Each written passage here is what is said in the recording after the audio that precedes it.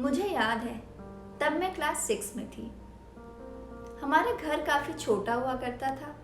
वो जो टालियों वाली घर होती है ना, हम वहाँ रहते थे। तब मुझे अपने फ्रेंड्स को बुलाने में काफ़ी शर्म आती थी, क्योंकि मेरे सारे फ्रेंड्स जो है वो बिल्डिंग में रहते थे और मुझे लगता था कि कब वो ऐसा दिन आएगा कि मैं भी बड़े घर में रहूँगी। कुछ साल बाद ऐसा हुआ कि पापा का प्रमोशन हो गया और हम नए घर में शिफ्ट हो गए। मैं बहुत खुश थी। मैं अपने सारे दोस्तों को बताती थी, वो देखो वो जो नीली वाली बिल्डिंग है ना, उसके 5th फ्लोर पे हम रहते हैं। नए बिल्डिंग वाले घर में आने के बाद मैं बहुत बिजी हो गई। एग्जाम, असाइनमेंट्स, नए फ्रेंड्स भी बना लिए। दुर्गा पूजा, न्यू ईयर, सारे सेलिब्रेशन वहीं होते।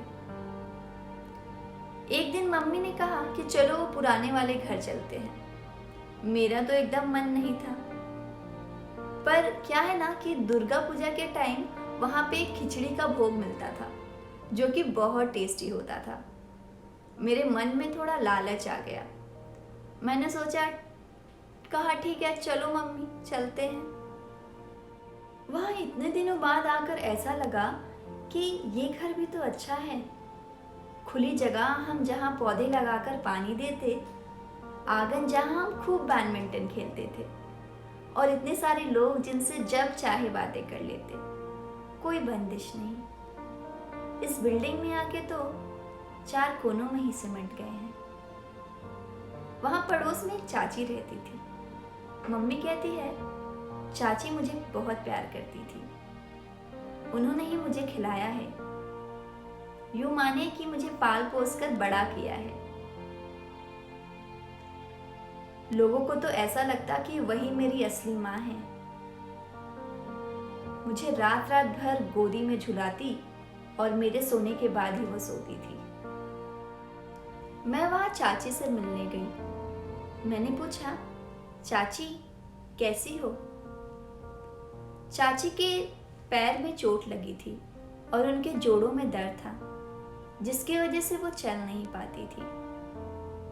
उनका चेहरा एकदम छोटा सा, उदासहीन, जैसे कि मानो मुझसे कह रहा हो कि अब उनको जीने की चाह नहीं है। वहाँ काफी स्मेल आ रही थी। चाची की किडनी खराब हो गई थी और अपने सारे दैनिक क्रिया चाची एक ही जगह पे करती थी। उन्हें देखकर मेरा मन काफी दुखित हो गया। मैंने कहा चाची अपना ख्याल रखना, और मैं खिचड़ी का भोग खाने के लिए दौड़ कर चली गई। पर उनके आंखों में जैसे कि लाख सवाल थे जो कि मुझे परेशान कर रहे थे, कि जो मुझसे पूछ रहे हों कि भगवान ने मेरे साथ ही ऐसा क्यों किया, कि वो मुझे उठा क्यों नहीं लेता, कि मैंने ऐसा क्या गलत किया है कि ये सब मेरे साथ हो रहा है। मैं वापस घर आ गई और सब कुछ भूल गई। कुछ महीनों बाद माँ ने मुझे सुबह सुबह 5 बजे उठा दिया। मुझे बहुत गुस्सा आ रहा था। एक तो मेरी नींद पूरी नहीं हुई थी। माँ ने कहा नीचे गाड़ी लगी हुई है, जाओ रेडी हो जाओ और उसमें बैठ जाना।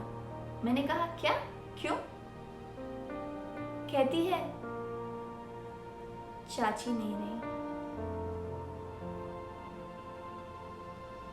मैंने वापस कुछ नहीं पूछा। मैं फटाफट रेडी हुई और नीचे जाकर गाड़ी में बैठ गई। मैंने कभी अपने को नहीं खोया था। लाइफ में ये मेरा पहला एक्सपीरियंस था कि किसी अपने को खोते हुए देख कैसा लगता है।